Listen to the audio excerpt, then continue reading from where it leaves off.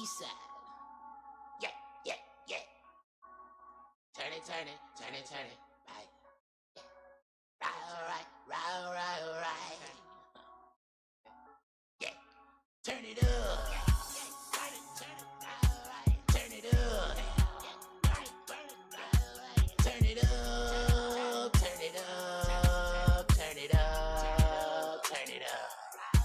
Turn it up. I'm rolling backward and rolling up. Turn it up.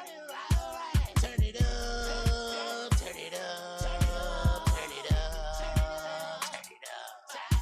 High nigga. Like the society nigga. Told the script of values. I don't need them anyway. I promise I'm fine with some brownies in me. Break the knob off the sound, please. Drown out all the bullshit. Out loud in the brown. Leave calming down all the shooters. I keep that hit it with me, watch me turn it up. If my niggas with me, then we turn it up. Did you miss a nigga never turning up? This ain't fiction, nigga, better learn from us. Getting pissy, nigga. Too much gas, too much liquor in me, maybe throwing up. Bunch of crippin' niggas, they gon' throw it up. I'm a fire starter, have it going up. Okay, I am on today. Welcome to the High Yet PotCast. I am your host, Petrenko. I got Donovan to my left. I'm not fucking Donovan, man. The vodka, the good vodka is usually the white vodka, but we don't like white vodka on this show. We drink black vodka. Okay? We drinking celery today. We drink the good stuff, you know. I only do the good stuff for the country. You know? I might need some headphones today, bro. What's wrong? You can't hear? No. At all? Yeah, I can hear out this ear. Oh man, this nigga right here to turn to Foxy Brown like. Nah, I rap better. I rap better than Foxy. Get the fuck out of here. What? We gotta hear it. What? We're gonna freestyle at the end of this. We gotta hear it. Nigga, I got a whole hear it. catalog. What the fuck you talking That's about? old you. It don't matter. Nigga, what the fuck? The fuck? Nigga don't say, oh, that's the old Jordan. What can you do now? No, nigga.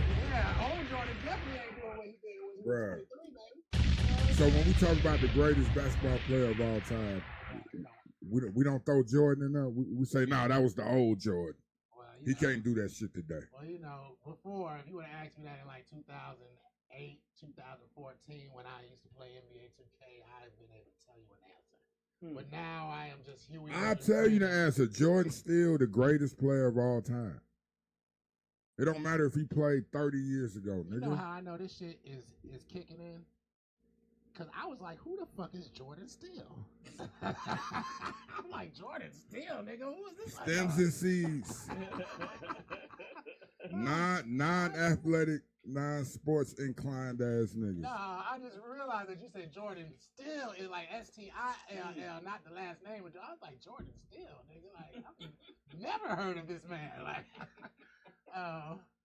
but you know, now that I'm Huey Newton Freeman looking inside from the I outside. murdered all y'all niggas on that motherfucker. Oh, God, lies.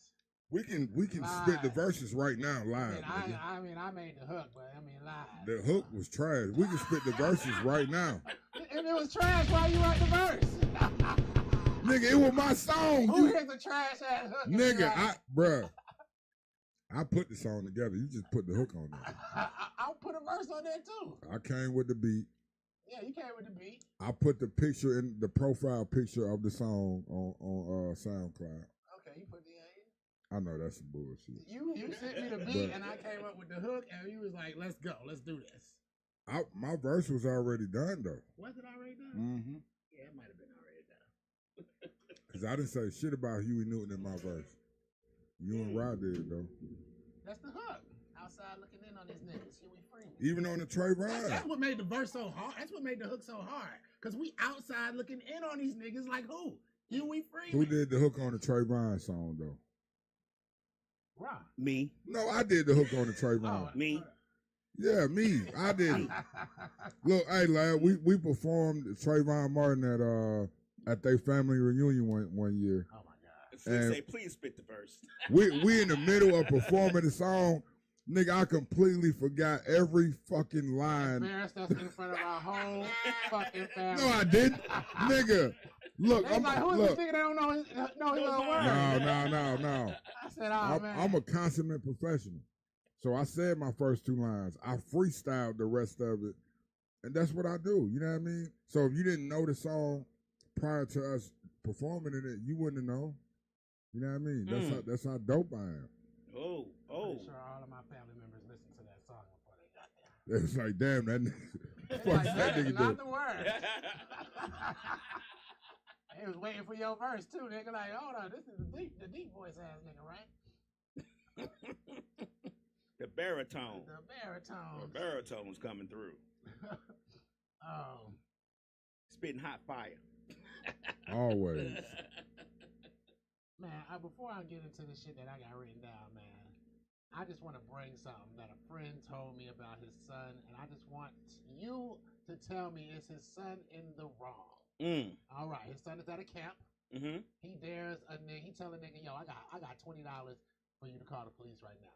Mm-hmm. Dude pick up the phone, about to call the police. He said, I'm just playing. I don't got $20. The little nigga call the police anyway.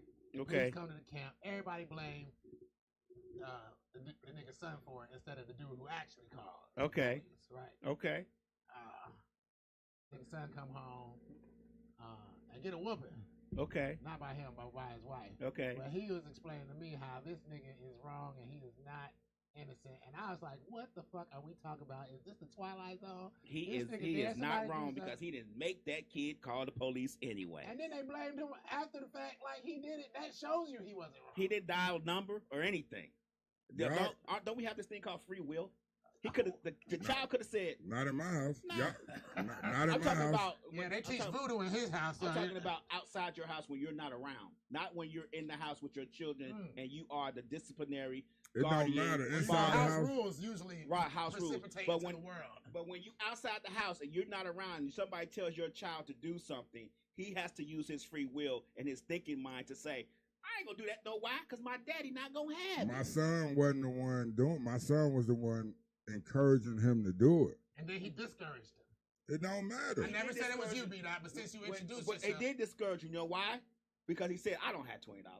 At that point, the child should have said, oh, well, I ain't doing it then. Because why? He already told him, I don't have the money to give you. Basically, do not dial that number. Do we have to say, do not dial that number for him to say? Because the bet was, I bet you $20 that you won't call the police.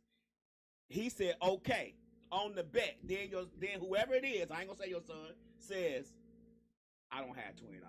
At that point, I would have said, well, I ain't betting you then, and hung up the phone. The man that he betted is a dangerous young man. That's like betting a man that said, you like, hey man, you see that girl with them herpes bumps on her lips? I dare you to kiss her for $20. And he like, okay. You like, oh, I don't got $20. He's like, I'll do it for free. Like, you know what I'm saying? Well, let me ask you. That's no longer your fault.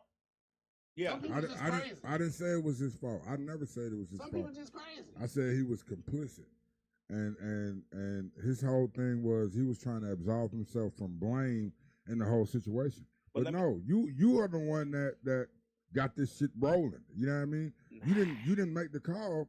So now, That's a but tough look, line to walk. when the police came in there, they were looking for my son. They weren't looking for the other guy that actually made the phone call. Somebody had already snitched and said my son. But it ain't snitching because he ain't do it. It don't matter. Right, he didn't dial a number. Somebody already snitched and said my son is the one that called him. So when the police came in there, they're looking for my son, calling him by name. You know what I'm saying? So you put yourself in that stupid ass situation. You don't have no business So let me playing ask you them a type of question. games If he would anyway. have said, "Man, don't dial that number," and the child dialed it anyway, then at what point would he have absolved himself of the responsibility? He wouldn't have, because he shouldn't even said it from the jump.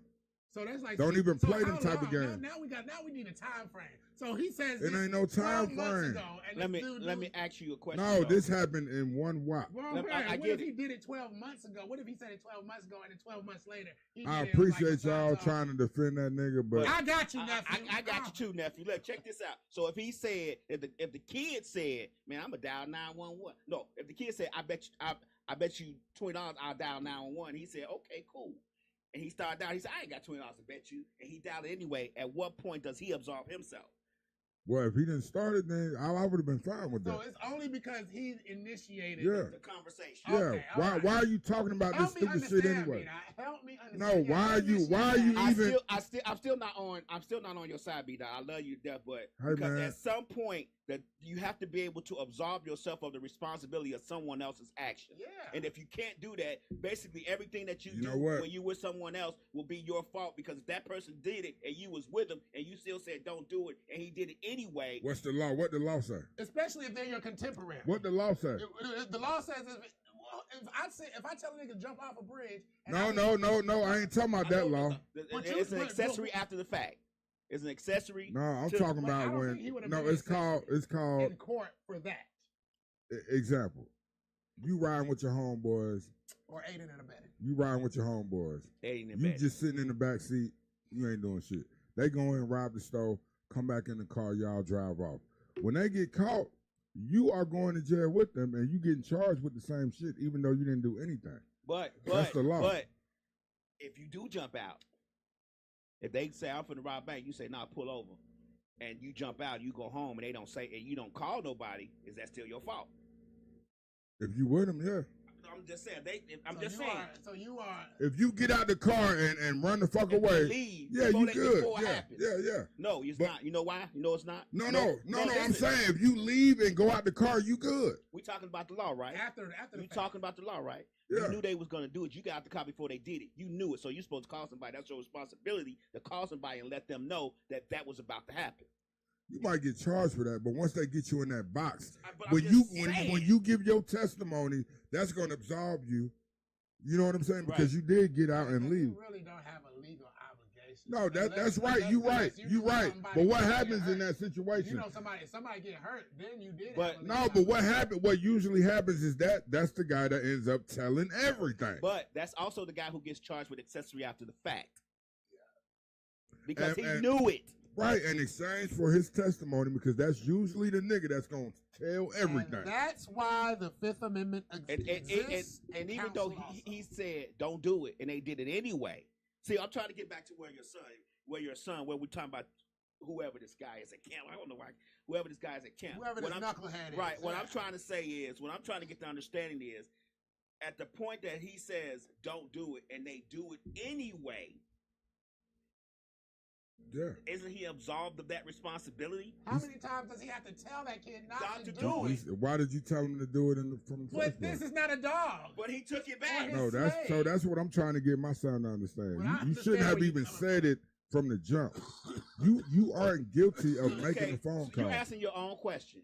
He said it, right? Right. Got it started.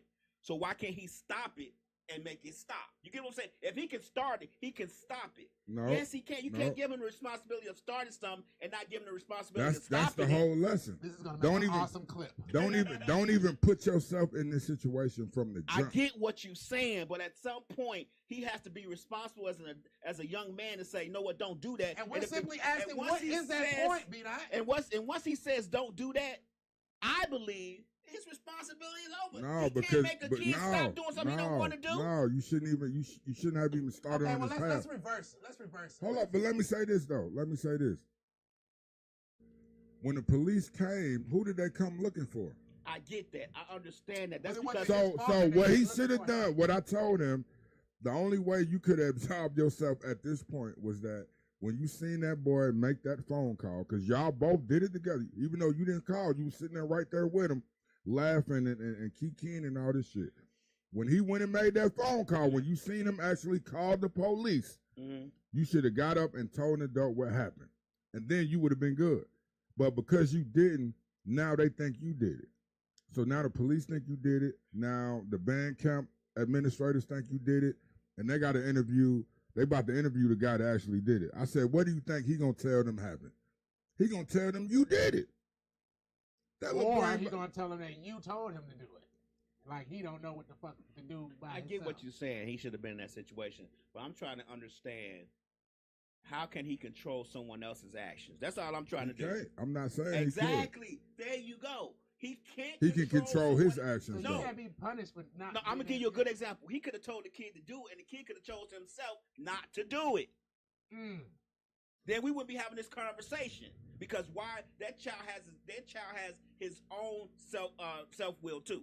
Right. He has his own ability to say no or yes. He knows right from wrong. He He knew knows what it he was wants to wrong do and what when he he dialed the doesn't wanna number. do. So if he would have said, "I bet you $20 to call 911 or call the police," and that kid would say, "No, I ain't doing that." He still started the conversation, but the Right. child chose not to dial the number. Right. Okay, so at the point that he says, "No, I'm not going to die," so you saying your son is absolved if he chooses not to do it, right? He's good. If that child chooses not to dial the number off his own free will, the same way your son said, "Oh, I ain't got it," that child could have said, "Well, I ain't doing it," out of his own free will, and we still would be having this conversation. So you agree that his free will got us in this problem. Hey, I'm a sum Not up. using his I'ma own sum up mind with- and his own common sense. See, that's I'm what gonna sum y'all. up what Slick said. Hold on, let me sum up what Slick said. This little nigga gonna grow up to be a snitch. Who, my I son? summed it up. No, the other little boy. He gonna snitch on y'all. It's gonna be his idea to do something, and he gonna snitch on every single one of his friends when y'all get caught. I get your point, Peter. Trust me, I get it. No. He shouldn't have been in that situation anyway. Period. Especially as a Well, little look. black And boy B-Dot and is- the B-Dot cat is- calling the police. I get it. B-Dot got a good, because honestly, that teaches him to identify snitches and not be around them no more.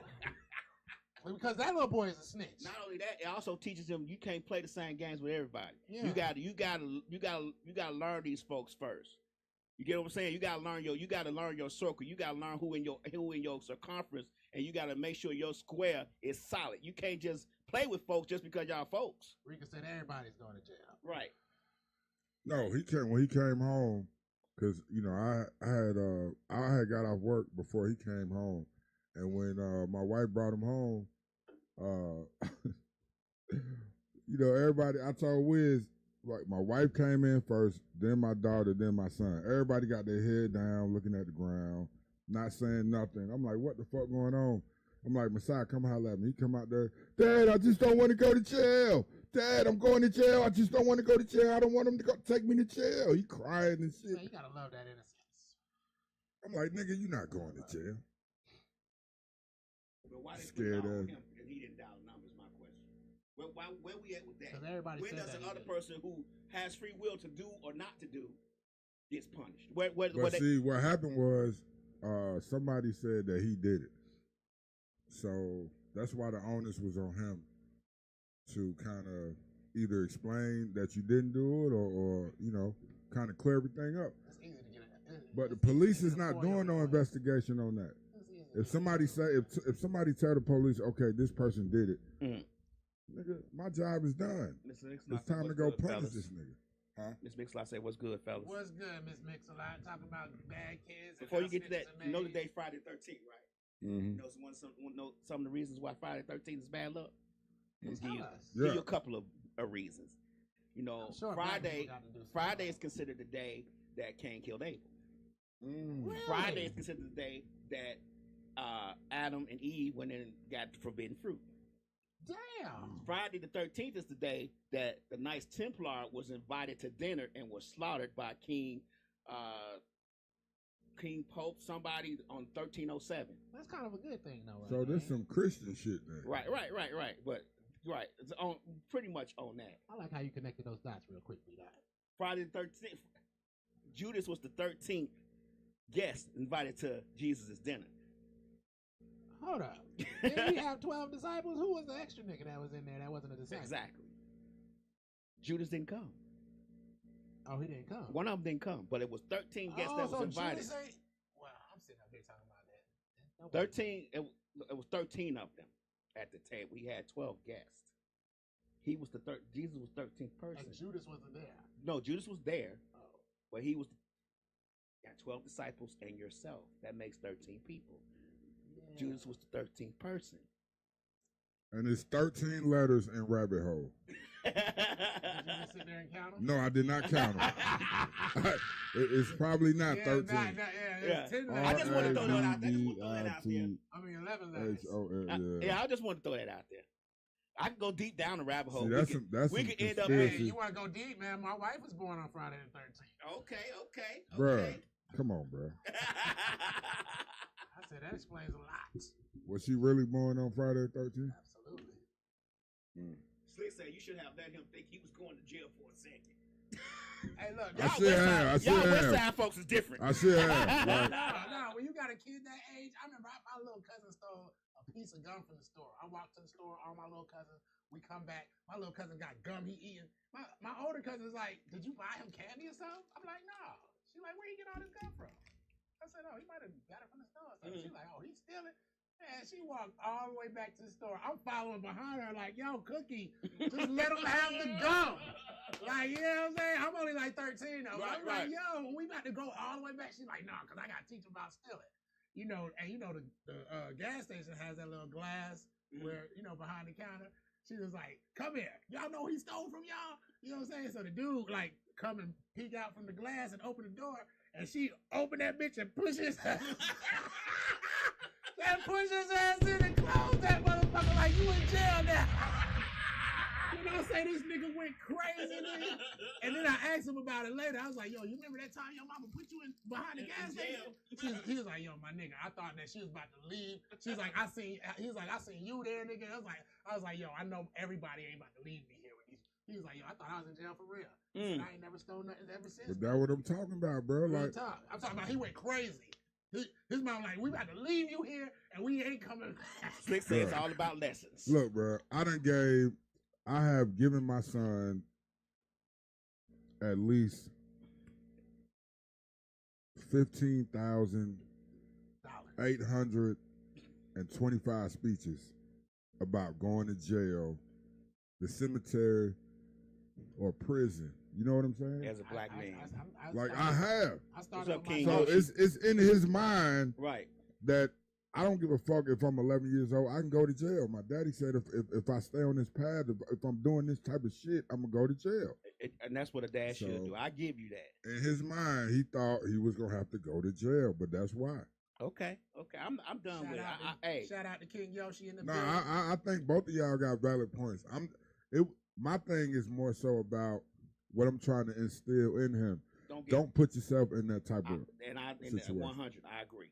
Don't even put yourself in this type of situation. We won't even have this type of conversation. You know what makes conversation. me proud is, you know, when you have those conversations and then I'm out somewhere and you see something that's out of place and I'm like, Aaliyah, why you think they dress like that and do that?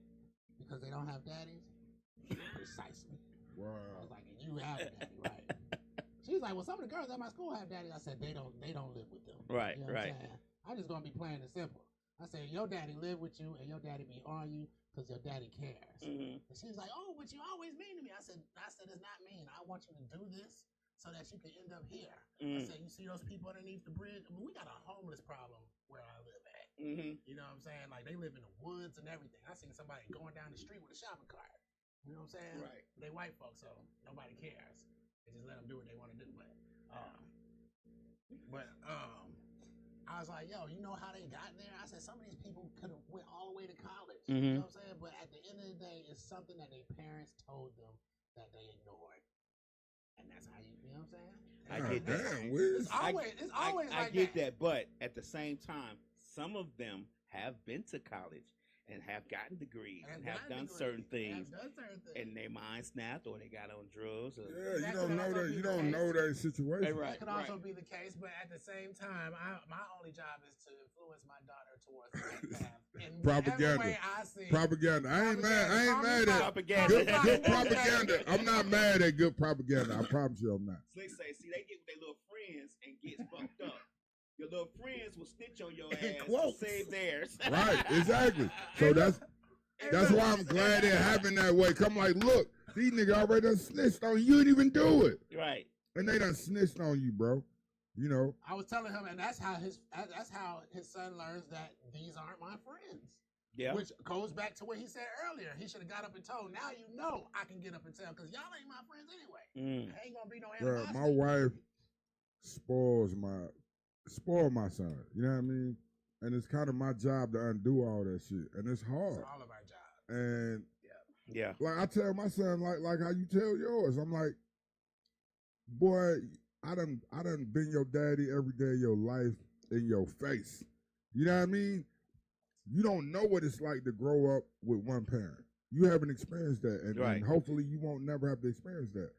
But a lot of the people at your school, they growing up like that. Mm-hmm. They don't have all of these amenities. You got every game you could ever have. Right. You got every pair of shoes that I never had. I swear to God, he got like 100. Got like 100 pair of shoes. You know nobody in this neighborhood got video games except y'all. I be like, nigga, what the fuck? Look, so like, and I hate to say it, but he got a friend, right? His friend living in the neighborhood with us. When his friend come over, this nigga drinking sodas, going in and doing whatever he want. And he come and sitting with me like, can I play the game with you? And I'm like, Messiah, at some point, you got to recognize, bro, like when people are trying to take advantage of you. You know what I mean? I'm like, it's cool. You know, you want to have friends over because you done kind of lived a sheltered life to a certain extent. But nigga, this nigga coming over here trying to play the game with me, trying to sit up under me. I'm like, I ain't that nigga friend. You know what I mean? And I'm sorry, I'm just venting right now. But it just pissed me off to see the little boy trying to take advantage of my son and all the shit he got. You know what I mean? I'm like, and you don't even recognize that. You don't even realize that because you got such a big heart. You know what I mean? But you didn't grow up like how we grew up. I know. And do you think that we raising them to be too kind-hearted? My daughter's the same. Where I got to be like, yo, what happened to your money? Oh, I bought, what's their name, something. I'd be like, the girl that don't like you? I said, why? Why you buy her something? It's like, oh, because she said she'll be my friend. I said, what? Right. I said, do you believe that? She said, I don't know. I said, what? I said, you don't pay for friends. Friends don't. We don't pay for friends. Yeah. I think it's because they don't go out as much as like when we were kids. Slick Lot said, not to undo mothers and fathers, parent different. Everybody's role is significant. Oh yeah, me and B and I was talking about that in the car. Yeah. Slick says, my son till he left, every time he got in trouble, he came to me and said, Mama, I messed up. So I guess you gotta you the right person to come to. Right. Definitely the right person. No, that's 100. That's on point. As he should have, yeah. Right. The thing that we were talking about when you were saying that damn, what was you just saying? Shit. I said, and Lab has caught a contact. No, not yet. Not yet. Talking about taking advantage of my son. Right. I think that what happens why we were so different because we were outside all the time. We were outside as children. It's just a different environment when you are interacting with people. You get to know them better. These children are not outside like we used to be. You think about when we played football and basketball, did all this stuff that we did as children, and we knew, oh, here come Raheem, man. Yeah. Every time he come down here play ball, he always don't even play right. You know what I'm saying? We knew this already. You don't have that. You acted accordingly. Right. You don't have that interaction. Man, y'all keep the ball from him because all he going to do is just keep the ball. He ain't going to never pass. We knew what to say. Yeah. We knew how to play properly because we would interact with this guy or this girl all the time. So we knew what type of person they were where the interaction does not occur today. So they don't know. They like your daughter say, I don't know because she don't know. She only interacts with this person at school. I'm giving you even more. Let me piggyback on that real quick. I want to piggyback on it. Let me piggyback my version of it. The kids, and this is what I see living in Pittsburgh the past 12 years because Pittsburgh is the hood. It's the hood of Atlanta. If y'all didn't know, it ain't the only hood, but it's the hood. Mechanicsville, all the same, right next to each other. So what I see in Pittsburgh, it's a lot of kids growing up the way I grew up, in poverty, single parent household. Mama got to work all the time, so you kind of free to be influenced by whoever. And when I notice it a lot, like when I take my son to the park, I'm sitting there watching him the whole time. My son is 11 years old, but I sit there and watch him. You know what I mean? Like I don't take my son to the park and go home. Right. I've never done that in my entire life. I sit there. Right. And the other kids' parents ain't there. They got to walk from 2 blocks down the street, and you know what I mean? They can, I remember one time I brought Masai. He brought all this Pokemon. I'm like, Masai, why are you bringing all of these Pokeballs? These other kids don't got no goddamn Pokeballs. You know what I mean? He get there, their eyes get wide. So it's time to go home. Masai came with 10 Pokeballs. He going back with 5. I'm like, Masai, that's why I had you count them before you got out this car. What the other 5 at? Right. I asked the other kids. They said they didn't know what happened to them. They didn't see him. I'm like, Masai, you only been playing with these little niggas. Go get your other 5 Pokeballs. But Dad, they said they don't got them. So I got about the car. I'm like, look, bruh, give me the Pokeballs. We don't know. I'm like, look, bruh, give me the Pokeballs, nigga. He digging in his Damn, you called him a nigga? Yeah, I called him a nigga. Oh, shit. You said, let me speak that Pittsburgh language. I didn't call him a nigga at first.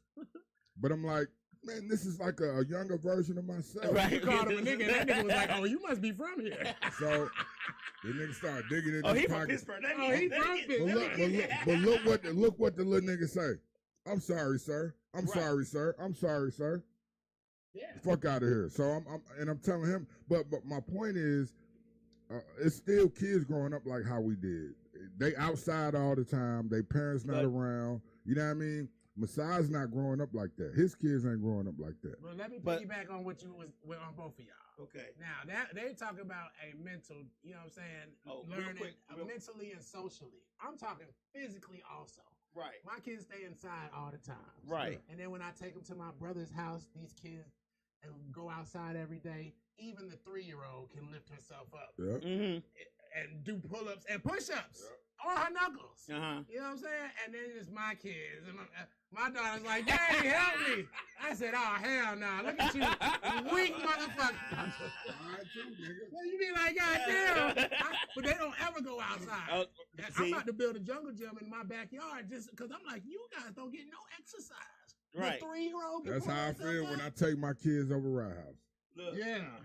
Ron kids are like Spartans. I believe that. This is Sparta. Yeah. These are the strongest kids in Atlanta. I promise you. Slick says we don't want them to go without like we may have in our minds. Ms. Mixmont said, I love these topics and I love to hear you all's perspective. Fathers are so important. Thank you. He was doing nigga shit. Then B-Dot got the deep ass voice and scared all them kids. I did. But I knew that was gonna happen. So I did. Mufasa voice. You know what you about to say though, lad? What you about to say? I was about to say that but the difference between, and I know we have to go back to our perspective of how we went outside, and I could go back to my perspective how I let my kids go outside because I think my oldest son is old as you. Yeah, my oldest son like 36, 37. So even when I let them go outside, I would let them go outside to a point, and then I would have to reel them back in. But I didn't want them to be sheltered kids. You get what I'm saying? Because sheltered kids don't know a lot of things. Like my kids jump ramps and stuff like that. They used to do a lot of stuff that a lot of kids don't do today. But that's because I said, hey, go outside, man. They had games. Now they ain't have every game, but they had games. I'm like, go outside. They needed to go outside. At that time, when you said go outside, did you have, what's the word, parental paranoia? No. See, that's the problem with me. I didn't have, because I guess it was different because my kids wasn't necessarily ever raised in an apartment complex or they was always in a house. always. I got a house, With a but see, I yard. don't got a fence back in the back. Yeah, backyard. it with a backyard fenced in. So Yeah. I guess that was the difference. But even so, I would let them go outside. I would even let them go to the park sometimes by themselves when we stay close to the park or to the pool. And a lot of times, and I'm not gonna say my kids was super strong like or anything like that. They had their weak points, and they would go to the pool and come back running. One such. I said, well, why go back and get it? Go get it. And I'm thinking how I would do, because you know. But I got to realize that these kids are different. They're raised a little different. I didn't have no parental guidance when I stayed. Even though I didn't know my dad, but my mom wasn't very, very often. She'd be gone for 2 weeks in a row. So I'm getting up, cooking, doing all my stuff at 10, 11 years old. So when I got older, you couldn't tell me nothing. I'm all, what? Go inside. Street lights. Who going to hide when street lights come on? Like I'm different. You was just a fucking renegade. Look, my grandmother would try to discipline me and say, you need to come in the house when street lights come on. Okay. That was a suggestion. Okay. If it wasn't a suggestion, you would have came in when it was street lights came on. I promise you. Look, it was a suggestion, and I made it sometimes. But if it was fun going on, I'm not gonna come out in the house when the fun just getting started. No. No. But she did remember that most of the time I was doing my own thing. You get what I'm saying? When I was at my mama's house, it was really no parental guidance going on there. You get what I'm saying? Like, I came in the house when I wanted to. I had friends over. I did whatever I wanted to do. So it really was. So when I went over her house, it was a shift. You had to shift. So a lot of these kids got to learn how to shift. They got to know that when they outside, everybody outside is not going to be like your family or your brother and your sister. And they don't know that yet because they don't interact with these people yet. And that's the problem. It's also part of the problem too is the grandmas. Like the grandmas today. Grandmas are the problem. The grandmas today. Okay. Are. Let's clarify. No, yeah, the grandmas are the problem. Hold on, let me say. Grandmas are the problem. Slick said, and they ain't not gonna mess with him because his daddy don't play. Mm-hmm. Old deep voice said, times have changed. Raising children now gives me anxiety. Forever, Is that Mrs. Love? Mrs. Mix-a-Lot. Miss Mix-a-Lot. Oh, okay, Mrs. Forever, Mrs. Put the Mix-a-Lot. green dragon down. Kids have to learn their audience. Mm-hmm. That's the biggest thing. They have to learn their audience. Now, we only got about 5 or 10 more minutes. Bro, you cut me off. Go ahead. I just wanted to read those. I lost my train of thought. But to what this ain't what I was about to say, but like to Lab's point, I experienced kind of like I experienced like the full spectrum of parenting. When I was young, both of my parents were in the military. My mom was in the Air Force. My father was in the Army. We were living in different countries and all of this, and both of them were extremely responsible. And then they got divorced. Well, they got hooked on drugs before then, and then they got divorced. And then I had one parent, and then that parent got on hard drugs, and then I had no parents. Mm-hmm. And so I kind of experienced, living with one parent, living with both parents in the house, and then living with no parents, nigga. You know what I mean? And part of the reason why, through the ups and downs of my marriage, I went out of my way to try and make it work, because I remember that experience when I had two responsible parents. And that was the best shit ever. You know what I'm saying? And that's how they get all of us, because when I was married, that was my thing. I didn't know my father, so I wanted to make sure that my children knew their father. You get what I'm saying? I wanted to because I know that feeling. Even though it really didn't affect me much, but I still know that feeling. So I wanted to make sure that my children knew who their father was. They could point him out in a crowd of 500,000 and knew who he was. You get what I'm saying? So that's why in my marriage, I stayed too. I got married young because I wanted my children to make sure that they knew out of a shadow of a doubt, that guy right there, my dad. You know what I'm saying? And to piggyback on that point, and I'm going to say this and I'm going to shut up.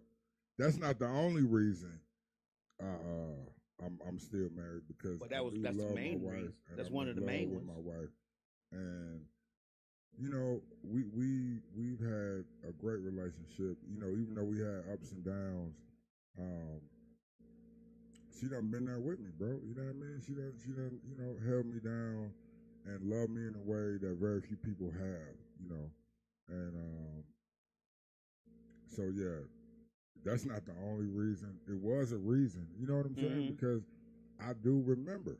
You know, I remember those times when both of my parents were there, in love with each other. You know, going on vacations, just having a great time. I wanted my son to experience that, but I also wish, in a weird kind of way, that my son could feel some of the struggle that we had to go through. You know, living with no parents, and, you know, having the lights cut off and having to live in shelters and Trying to figure out what you gonna seeing do your today. parents. Look, nigga, like, I'm gonna be real. And I ain't never told nobody this shit. I ain't never put it out. But I remember when I was about, I'm gonna say this and I'm sure I said I wasn't gonna say it, but I'm gonna share, man. I'm trying to open up a little bit more. So I said I was probably about 11 years old, and you know, my mama, you know, have her friends over, whatever, yada yada, and they were in their room doing their thing, which we already know what they was doing. They was smoking dope, and so somehow the door came open, and I'm sitting there, and I look, Gonna say that shit. and I see my mama with a crack pipe, nigga. You know what I mean? Like, my mama now, you know, is an accomplished author, minister, international, you know, evangelist. Like, she's crazy right now. But back then, nigga, you know what I mean? Like, my mom got the craziest testimony. But I seen her with a crack pipe smoking it. You know what I mean? And that shit broke my heart, bro. And I told my mother right then and there, I said, I hate you. I told her that, and when she gives her testimony, she always say, you know, the main thing that made me turn my life around was when my son looked me in my eye and told me that he hated me. And I didn't understand then that I didn't hate my mother. I hated what she was doing to herself, you know? And I didn't understand addiction as a child. So I just blamed it on my mama. I hate that you did this at the end, because now I got plenty of questions. Well, I'm finna say I have the similar story. When it was the difference was when the door cracked open for my mom, she wasn't not only doing drugs, but she was getting her coochie ate. So you got to deal with that at the same time. I never told her, but my whole demeanor changed. Yeah. You get what I'm saying? Like, I'm like, man, fuck you. I'm gonna do what I wanted. I really was gonna do what I wanted to do now. Look, I already was a terror when I was a child. I knew I was a terror, but I really became a terror after that. I didn't say I hate you. She may know now that I said it, but she didn't know to this day that I knew that I seen that. But like, my whole demeanor changed. It was nothing she could tell me to do that I would do. Like, she couldn't say clean up the house. I'm like, yeah, I'll see you tomorrow. Like, well, hold on. Let me say something, because I'm not trying to take away from what you said now. But like, I done walked in on my daddy eating ass or whatever the fuck he was eating. I was young, so I don't know what the fuck was going on. And that traumatized the shit out of me, but but that's your dad though. And I've seen that. Like, you know how many times I walked in? How would you adults? feel with your mom doing it? I walked in on my grandparents doing it one time. Yeah, as a band group, they was married though, right? Of course, but it's just like. But you ain't walk in with your mom doing it with a rando. Oh yeah, no. Okay, that's what I'm talking about. Okay, nah. Jesus Christ, this got really dark, huh? But it's not dark. It's a reflection of how we are and how we parent. While we try to make sure our children don't have to go down them paths that we do. A lot of black fathers get a bad rap, but they don't realize how much black fathers sacrifice for their children. How much black fathers sacrifice to make sure that their kids are good in any kind of way, in any capacity. Black fathers do take care of their children, regardless of what the narrative is. And a lot of times it takes a while for those kids to really realize that, damn, you is right. My nigga, man. Like, mama get everything. Oh yeah, mama gets that from the jump. But daddy get the minimum required by law. See, that's not my house. Going back to be that, man. So my kids. I just have a question. From that period that you told your mom that you hated her, did you ever have a regret for that before you found out that it was a pivotal moment in her change, and then we gonna go. I just wanted to ask that. That's a great question. No, I did because while I was a kid, like I said, I didn't understand addiction the way I understand it now. So I blamed it. That was the last thing I said. I blamed everything on my mother. If I understood addiction differently, then yeah, I would have felt bad, for telling my mother that I hate her. You know what I mean? That's like the worst thing you can tell your parent. Yeah. And but to know that was like a catalyst for her changing her life. I mean, look at her now. She's a leader. And so I'm extremely proud, even though it's after the fact, and that wasn't why I was telling her that. You know what I mean? Shit. But yeah, great question. But no, I didn't feel no regret because I didn't understand addiction and how it works. And, because like everybody know somebody that was addicted to crack at some point. But nobody wants to be on crack, bro. You would be probably surprised. I won't name them on air. My friend circle and just how many of us have specifically a mother that was on specifically crack. Mm-hmm. Like, you know what I'm saying? And they're doing fine right now. Yeah. You know what I'm saying? But like that was just. But now, most of them aren't doing fine. My father, I'm gonna say this, and I'm gonna be quiet about my parents. My father never kicked a habit, and so my father died in his sleep after he overdosed on crack cocaine. I had to identify the body, do all these things, get the autopsy, and the autopsy said he died from cocaine intoxicity, which is overdose. Mm-hmm. And yeah, so most people don't get better, don't get well, don't overcome their addiction. They succumb to it, and bittersweet. Father's Day coming up. I was listening to when I left Wiz. I don't know why I'm just being so vulnerable today, but when I left Wiz, I went over Wiz's house a couple days ago, late at 1, 2 in the morning. Yeah. And we kicked it for a minute, and when I left, I don't know why, but I started playing that new Meek Mill with Friday. Mm-hmm. Proud of Me, where Meek Mill was talking about his dad, and Friday was talking about his dad. Both of them passed away. And whenever I hear a song talking about my dad, of course I'm going to think about my father. You know what I mean? And so I cried all the way home. I played that. I don't know why I tortured myself, but I played that motherfucker back to back to back to back because Sometimes the song hit me. That song hit me in such a way. I'm like, it was like therapy. You know what I mean? I was able to cry and open up. You know what I mean? And just release that shit. And but if you done lost anybody, a father especially, listen to that "Proud of Me" by Meek Mill and Friday, bro. I swear to God, that shit hits you differently. You know what I mean? It could be any. I get what you're saying. A lot of times people don't realize how much songs play a pivotal part in their life to bring out, things that they might be repressing. Like for some reason this week, I had an aunt named Angie who me and her was tight. Like me and her was tight. She would take me everywhere with her. You know what I'm saying? We would hang out, and Prince was her favorite artist.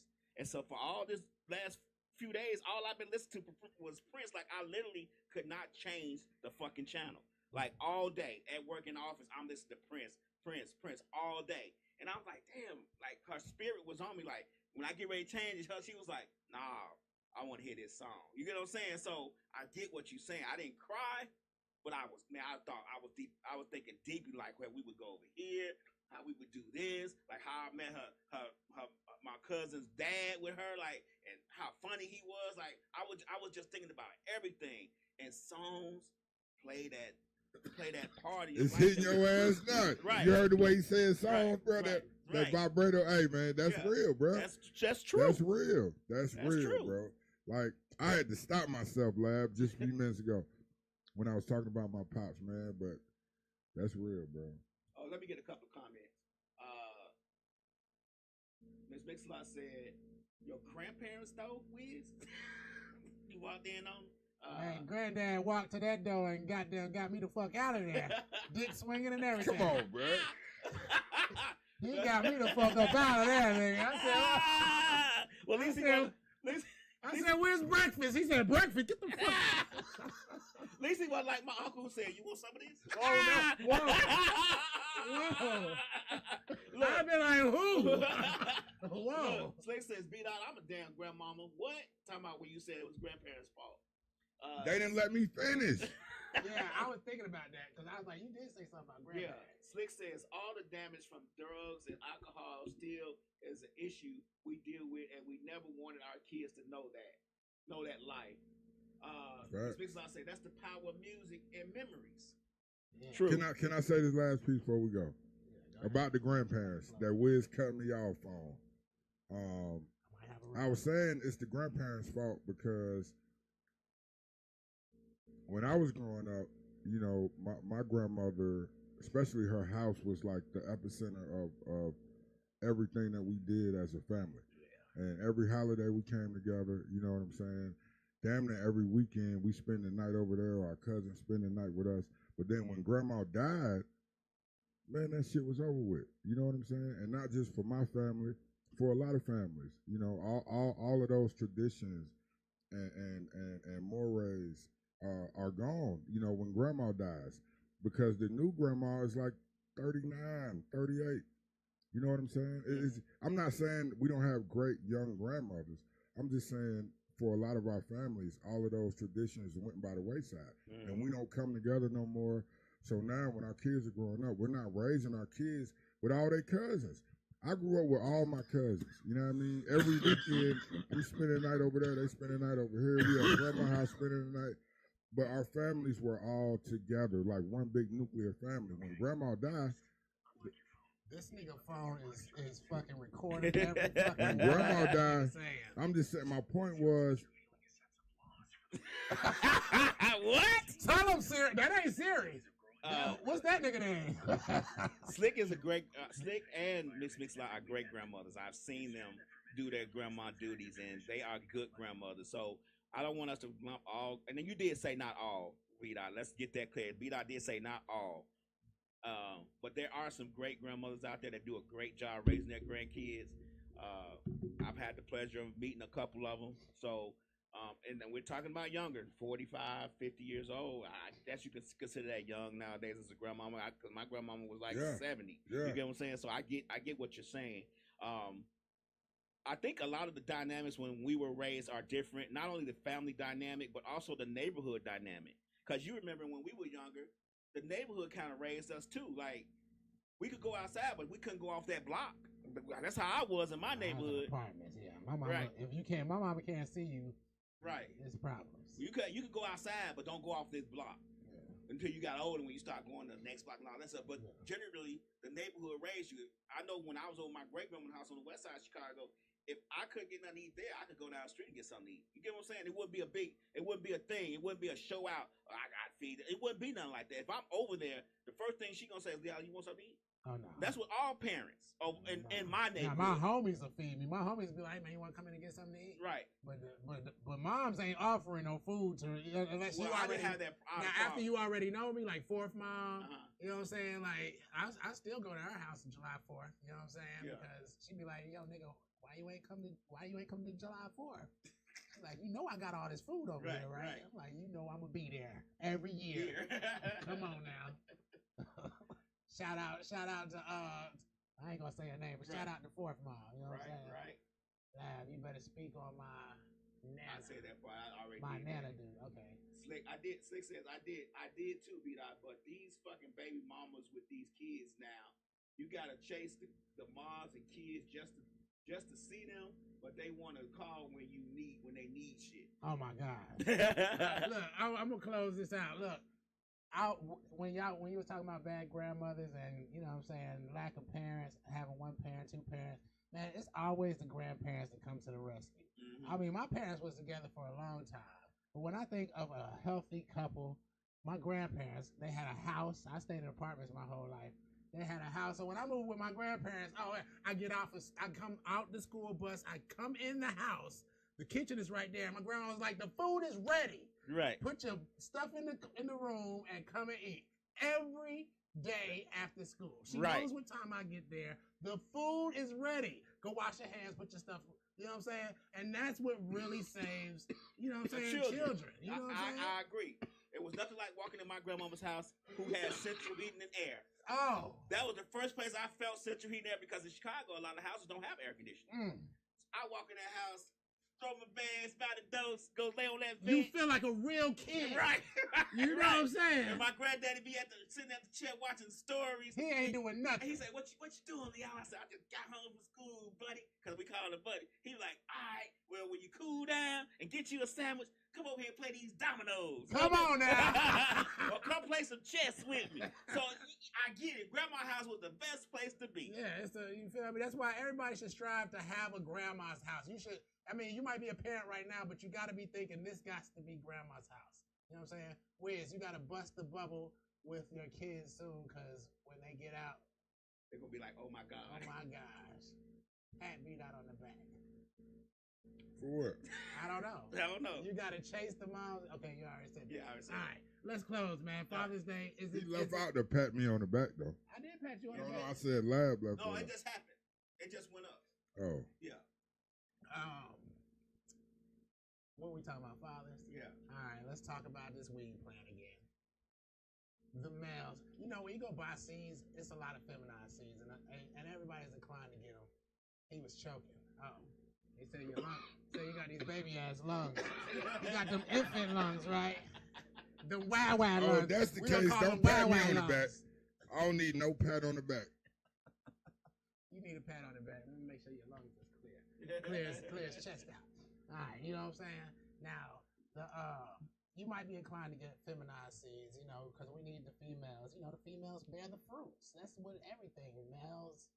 Mammals, reptiles, plants, except seahorses.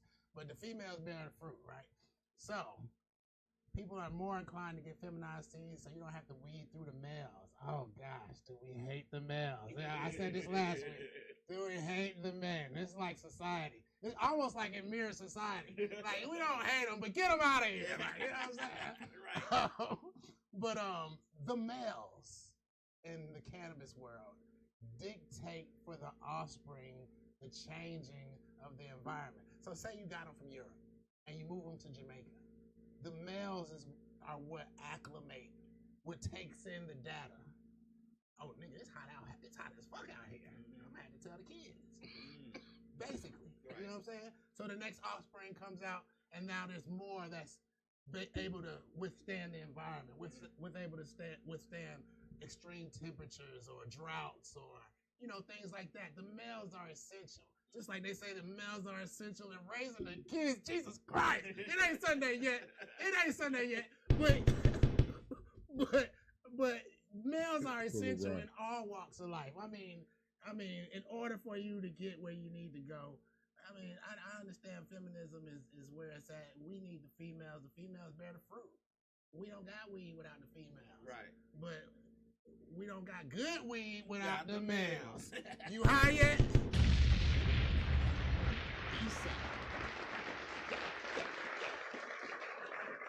Turn it. Right. Yeah. Turn it up. Turn it up. Turn it up. Turn it up. Turn it up. Turn it up. Turn it up. I'm rolling backward and rolling up.